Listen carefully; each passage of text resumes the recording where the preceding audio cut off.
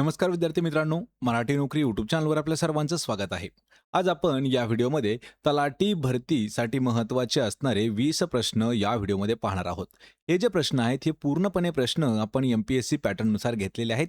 कारण होणाऱ्या ज्या तलाठी भरती असणार आहेत ह्या पूर्णपणे एम-पी-एस-सी पॅटर्ननुसार होणार आहेत. हा आपला व्हिडिओ क्रमांक 22वा आहे. यापूर्वीचे जे 21 व्हिडिओज आहेत त्यांची एक प्लेलिस्ट मी बनवलेली आहे. त्याची लिंक मी तुम्हाला डिस्क्रिप्शनमध्ये दिलेली आहे. आणि आपल्याला प्रत्येक व्हिडिओची पी-डी-एफ जर फ्रीमध्ये डाउनलोड करायची असेल तर आपलं टेलिग्राम चॅनल आहे मराठी नोकरी नावानं, त्याला जाऊन जॉईन करा. आणि चॅनलवरती जर नवीन असाल तर लगेच आपल्या यूट्यूब चॅनलला सबस्क्राईब करून ठेवा. चला तर व्हिडिओला सुरुवात करूया. तर पहा, आपला प्रश्न पहिला आहे, जागतिक कविता दिन दरवर्षी डॅश रोजीला साजरा केला जातो. त्याची सुरुवात डॅशमध्ये डॅश या संस्थेने केली. म्हणजे आपल्याला एकाच प्रश्नामध्ये 3 प्रश्न वेगवेगळे विचारण्यात आलेले आहेत. पहिला प्रश्न विचारलाय की जागतिक कविता दिवस हा कधी साजरा केला जातो.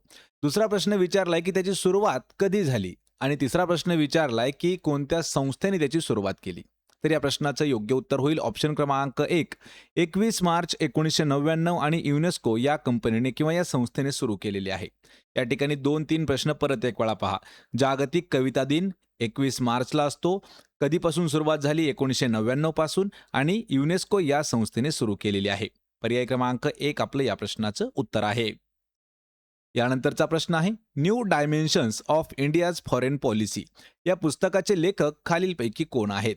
आतापर्यंत आपल्याला 2 वेळा हा प्रश्न विचारण्यात आलेला आहे. त्यापैकी 1 वेळा TCS मध्ये आणि 1 वेळा MPSCच्या प्री एक्झाममध्ये प्रश्न विचारण्यात आलेला आहे.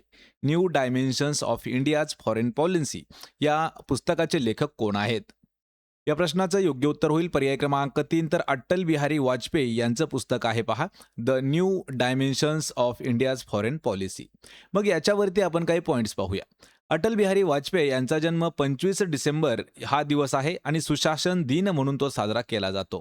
New dimensions of India's foreign policy या पुस्तकाचे लेखक माजी पंतप्रधान अटल बिहारी वाजपेयी आहेत. 16 ऑगस्ट 2018 मध्ये दिल्ली या ठिकाणी त्यांचं निधन झालं. पर्याय क्रमांक 3 आपलं या प्रश्नाचं योग्य उत्तर होईल. यानंतरचा प्रश्न आहे, भारतामध्ये राष्ट्रीय उत्पन्नाच्या मोजणीसाठी किंवा मापनासाठी कोणती पद्धत वापरली जात नाही? शेवटचा हा जो शब्द आहे नाही, त्यावरून पूर्ण आपलं प्रश्न चेंज झालेला आहे.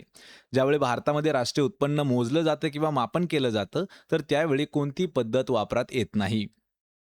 तर या प्रश्नाचं योग्य उत्तर होईल ऑप्शन क्रमांक 3, तर खर्च पद्धत जी आहे ती वापरली जात नाही. यामध्ये उत्पन्न पद्धत आणि उत्पादन पद्धत या 2 पद्धतीचा वापर केला जातो ज्यावेळी राष्ट्रीय उत्पन्न मोजायचं असेल त्यावेळी. पर्याय क्रमांक 3 आपलं या प्रश्नाचं योग्य उत्तर होईल. यानंतरचा प्रश्न आहे, 1990च्या कालखंडात औद्योगिक क्षेत्राची कामगिरी असमाधानकारक असण्याची कारणे डॅश ही आहेत. यामध्ये आपल्याला 4 कारणं दिलेली आहेत. ती कारणं आधी पाहूया. कारणं काय आहेत? मंदगती गुंतवणूक, बाह्य स्पर्धेचे आव्हान, पायाभूत सुविधांचा अभाव आणि ग्राहकाच्या मागणीतील विरोधाभास. तर यापैकी अशी कोणती कारणं आहेत जी 1990च्या कालखंडामध्ये औद्योगिक क्षेत्राची जी कामगिरी होती ती कमी प्रमाणात झालेली कारणं आहेत? या प्रश्नाचं योग्य उत्तर होईल ऑप्शन क्रमांक 3, अ, ब आणि क हे आपलं हे आपलं उत्तर होईल. अ, ब, क, ड म्हणजे काय? तर मंदगती गुंतवणूक, बाह्य स्पर्धेचं आवाहन, तिसरा आहे पायाभूत सुविधांचा अभाव आणि चौथा आहे ग्राहकाच्या मागणीतील विरोधाभास. ही सर्व कारणे जी होती तर ही 1990च्या कालखंडामध्ये औद्योगिक क्षेत्राची असमाधानकारक असण्याची कारणे होती. पर्याय क्रमांक 3 आपलं या प्रश्नाचं योग्य उत्तर होईल. यानंतरचा प्रश्न आहे, देशातील पहिला बालविवाह मुक्त जिल्हा बालोद. सदर जिल्हा हा कोणत्या राज्यामध्ये स्थित आहे? याच्यावरती आपल्याला TCS मध्ये 1 वेळा प्रश्न विचारण्यात आला होता. आपल्या देशातील सर्वात पहिला बालविवाह मुक्त असणारा जिल्हा कोणता आहे? त्या जिल्ह्याचं नाव आहे पहा, बालोद जिल्हा. पण या ठिकाणी प्रश्न विचारलाय की बालोद जिल्हा हा कोणत्या राज्यामध्ये स्थित आहे? या प्रश्नाचं योग्य उत्तर होईल ऑप्शन क्रमांक 4, तर छत्तीसगड या राज्यामध्ये स्थित आहे बालोद. पर्याय 4 आपलं योग्य उत्तर होईल. यानंतरचा प्रश्न आहे, राष्ट्रीय उत्पन्नाची खाती खालील गोष्टी समजून घेण्यास मदत करतात. यामध्ये 3 गोष्टी आहेत. चार्टर्ड अकाउंटचा व्यवसाय म्हणजे CA व्यवसाय, व्यवस्थेच्या एकूण प्रदानाची कामगिरी आणि विश्लेषणात्मक प्रारूपाच्या बांधणीसाठीची चौकट. तर यापैकी कोणत्या गोष्टी समजून घेतल्या पाहिजेत? या प्रश्नाचं योग्य उत्तर होईल ऑप्शन क्रमांक 3, तर ब आणि क ही जी विधाने आहेत ही योग्य आहेत. ब म्हणजे काय आहे? तर अर्थव्यवस्थेच्या एकूण प्रदानाची कामगिरी आणि क म्हणजे आहे विश्लेषणात्मक प्रारूपाच्या बांधणीसाठीची चौकट. या गोष्टी समजून घेण्यास मदत होत आहे. पर्याय क्रमांक 3 आपलं या प्रश्नाचं योग्य उत्तर होईल. यानंतरचा प्रश्न आहे, इसवी सन 1920 मध्ये भारताचा प्रथम किंवा पहिला हाय कमिशनर म्हणून खालीलपैकी कोणाची नेमणूक करण्यात आली होती. याच्यावर सुद्धा आपल्याला 2 प्रश्न विचारले होते. भारताचा पहिला हाय कमिशनर हा कोणत्या वर्षी नेमण्यात आला होता? वर्ष आहे 1920 आणि कोण आहे? तर ऑप्शन क्रमांक 2 सर विल्यम मेयर जे आपल्याला फोटोमध्ये दिसत आहेत. तर हा आहे भारताचा आपल्या पहिला हाय कमिशनर. ऑप्शन क्रमांक 2 आपलं या प्रश्नाचं उत्तर होईल. त्यानंतरचा प्रश्न आहे, भारताच्या पंतप्रधानांनी जवाहरलाल नेहरू राष्ट्रीय शहरी नूतनीकरण कार्यक्रम डॅश रोजी सुरू केला. मित्रांनो, हा प्रश्न आतापर्यंत आपल्याला 3 वेळा विचारण्यात आला होता. एक वेळा MPSC मध्ये हा प्रश्न विचारला, एक वेळा आपल्याला TCS मध्ये प्रश्न विचारला म्हणजे TCS पॅटर्ननुसार, आणि एक वेळा आपल्याला पोलीस भरतीमध्ये सुद्धा प्रश्न विचारण्यात आला होता. पंडित जवाहरलाल नेहरू राष्ट्रीय शहरी नूतनीकरण कार्यक्रम हा कधी सुरू केला होता? तर हा सुरू केलेला आहे 3 डिसेंबर 2005 या दिवशी. ऑप्शन क्रमांक 3 आपलं उत्तर होईल. मग कोणी सुरू केला याच्यावरती काही पॉईंट्स आहेत ते पाहून घ्या. याचं उद्घाटन हे तत्कालीन पंतप्रधान डॉक्टर मनमोहन सिंग यांच्या हस्ते करण्यात आलं होतं. याचं उद्दिष्ट होतं की देशातील निवडक प्रमुख शहरांमधील पायाभूत सुविधांचा विकास करणे, झोपडपट्टी पुनर्वसन करणे, पाणी पुरवठा आणि सांडपाणी व्यवस्थापन करून नागरी वाहतूक सुधारणे हे या योजनेचं किंवा या कार्यक्रमाचं उपक्रमाचं मुख्य उद्दिष्ट होतं. पर्याय क्रमांक 3 आपलं या प्रश्नाचं योग्य उत्तर होईल. यानंतरचा प्रश्न आहे, बटाटे, कांदे यासारख्या भाज्यांना कोंब येऊ नयेत यासाठी कोणत्या किरणांचा मारा केला जातो? सर्वात इम्पॉर्टंट असणारा प्रश्न आहे.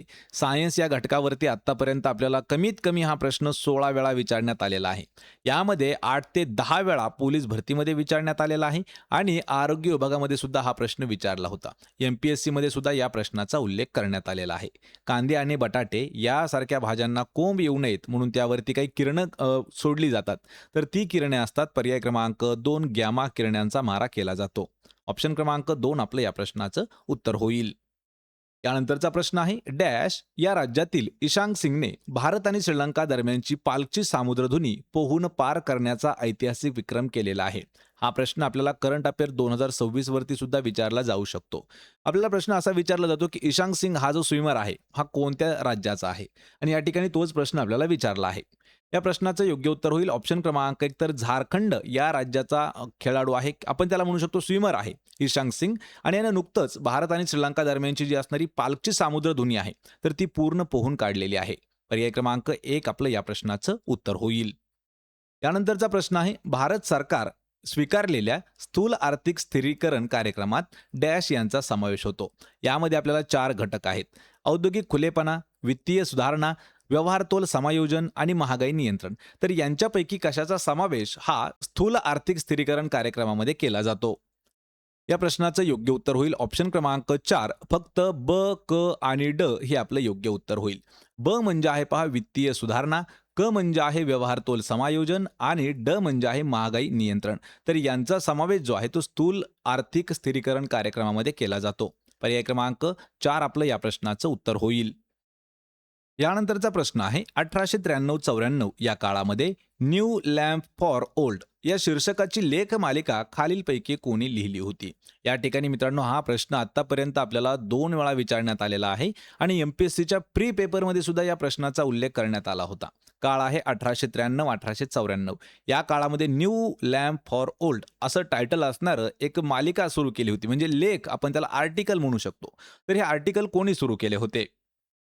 या प्रश्नाचं योग्य उत्तर होईल पर्याय क्रमांक 1 तर अरविंद घोष यांनी लेख मालिका सुरू केली होती जिचं नाव होतं new lamp for old. Option क्रमांक 1 आपलं उत्तर होईल. यानंतरचा प्रश्न आहे, भारतामध्ये मध्यवर्ती नियोजन मंडळ नेमण्याची सूचना कोणत्या आयोगाने केली होती? हा प्रश्न इम्पॉर्टंट आहे. यावरती आपल्याला 2 वेळा प्रश्न वेगवेगळे विचारण्यात आले होते. प्रश्न पहा, मध्यवर्ती नियोजन मंडळ नेमण्याची सूचना ही कोणत्या आयोगाने केली होती? तर या प्रश्नाचं योग्य उत्तर होईल पर्याय क्रमांक 1 तर राज्य कोषीय आयोग जो आहे त्याने ही सूचना केली होती, म्हणजे शिफारस केली होती. याची पार्श्वभूमी कशी आहे ते पाहून घ्या. भारताच्या स्वातंत्र्यानंतर 1949-1950 या काळामध्ये राजकोषीय आयोगाने देशाच्या आर्थिक पुनर्बांधणीसाठी आणि औद्योगिक धोरणांच्या योग्य अंमलबजावणीसाठी एक मध्यवर्ती नियोजन मंडळाची आवश्यकता आहे असं अधोरेखित केलं होतं आणि तशी सूचना देखील त्यांनी मांडली होती. याची अंमलबजावणी कधी करण्यात आली? तर यापुढे 15 मार्च 1950 रोजी भारत सरकारच्या कार्यकारी ठरावाद्वारे नियोजन मंडळाची स्थापना करण्यात आली. मग याच्यावरती आपल्याला 2 प्रश्न अजून तयार होतात. पहिला प्रश्न असा आहे की कधी या नियोजन मंडळाची स्थापना करण्यात आली? 15 मार्च 1950 या दिवशी जे भारत सरकारचा कार्यकारी ठराव झाला, तर त्यामध्ये या मंडळाची स्थापना करण्यात आली होती. पर्याय क्रमांक 1 आपलं या प्रश्नाचं योग्य उत्तर होईल.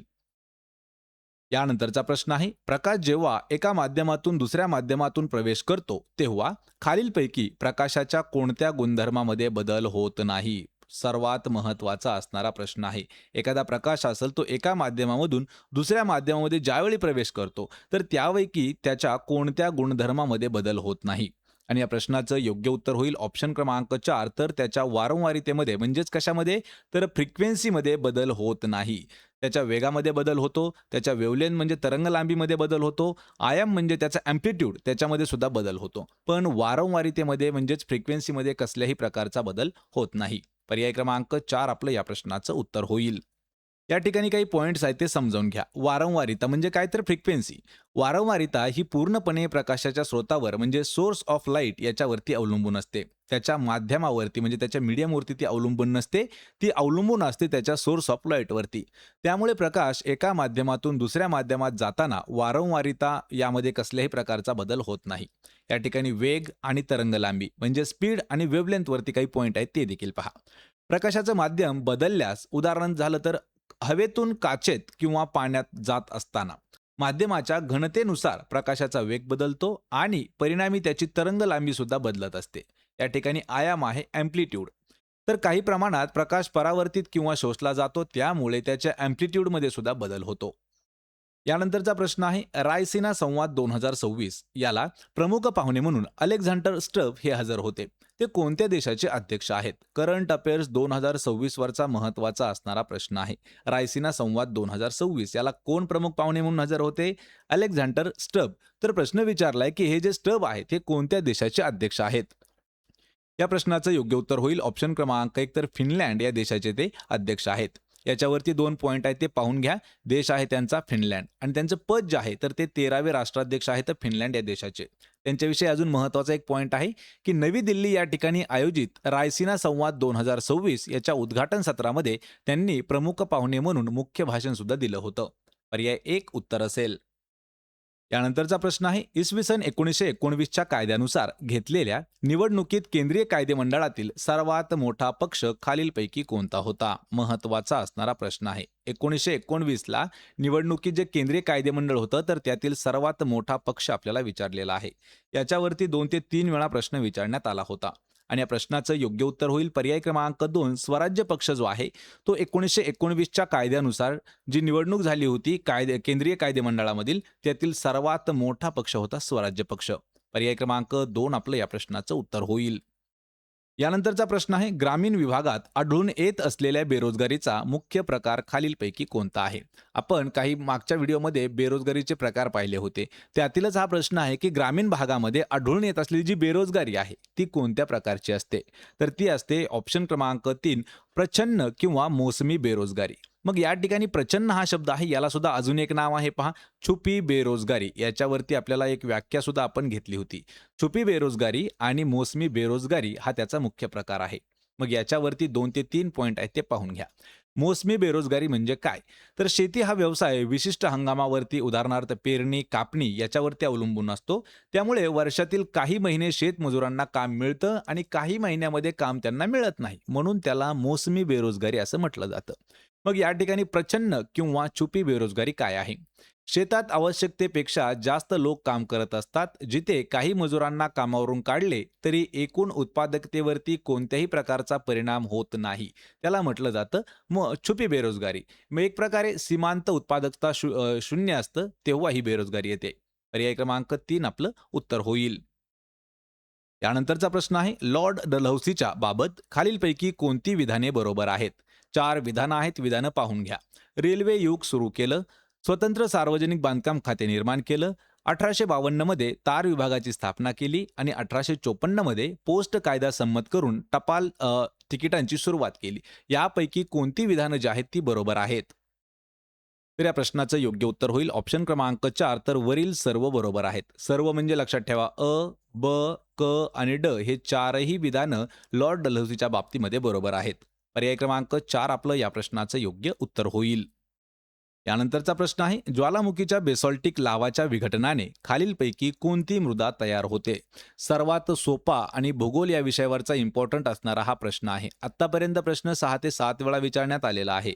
ज्वालामुखीच्या बेसॉल्टिक लावाच्या विघटनाने कोणती मृदा तयार होते? आणि ती मृदा असते पर्याय क्रमांक 1 काळी मृदा ही तयार होत असते. मग याच्यावरती काही पॉईंट आहेत ते पाहून घ्या. काळी मृदा पहिला पॉईंट. ज्वालामुखीच्या बेसॉल्टिक लावाच्या विघटनाने बनते. जांभी मृदा ही जांभा खडकापासून निर्मिती होते. गाळाची मृदा जी आहे ही वाळू मिश्रित लोम प्रकारची मृदा असून ही मृदा कोकणामध्ये जास्त करून आढळते. तांबडी आणि पिवळसर मृदा जी आहे ती उंचावरील डोंगराळ प्रदेशामध्ये आढळून येते. पर्याय 1 आपलं या प्रश्नाचं उत्तर होईल. यानंतरचा प्रश्न आहे महाराष्ट्राचे नवनियुक्त 22वे राज्यपाल जिष्णुदेव वर्मा त्रिपुरातील खालीलपैकी कोणत्या राजघराण्याशी संबंधित आहेत?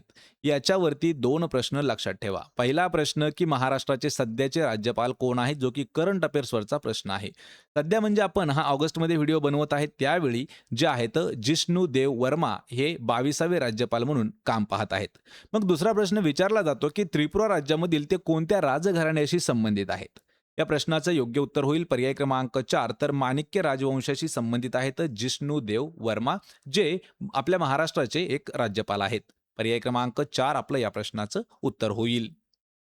तर मित्रांनो, हे होते महत्त्वाचे 20 प्रश्न. आपल्याला या 20 पैकी किती प्रश्नाची उत्तर देता आली हे मला कमेंट करून नक्की सांगा. व्हिडिओ जर आवडला तर व्हिडिओला आपल्या लाईक करा, मित्रांमध्ये व्हिडिओ शेअर करा आणि आपल्या मराठी नोकरी यूट्यूब चॅनलला सबस्क्राईब करून ठेवा. आपल्याला प्रत्येक व्हिडिओची PDF अगदी फ्रीमध्ये जर डाउनलोड करायची असेल तर आपलं टेलिग्राम चॅनल आहे मराठी नोकरी नावानं, त्याला जाऊन जॉईन करा. त्याची लिंक तुम्हाला मी डिस्क्रिप्शनमध्ये देत आहे. आणि तुमच्यासाठी अजून एक महत्त्वाची सूचना आहे की जी 2900 या पदाची कोतवाल अशी भरती निघालेली आहे. तर कोतवाल या पदाची जी भरती आहे त्यासाठी सुद्धा आपण एक व्हिडिओ सिरीज सुरू करणार आहोत, ज्याची लिंक मी तुम्हाला डिस्क्रिप्शनमध्ये देईल. तो देखील व्हिडिओ आपण पाहून घ्यायचे आहेत. आपण भेटूया पुढच्या एका अशाच नवीन व्हिडिओमध्ये. तोपर्यंत जय हिंद, जय महाराष्ट्र.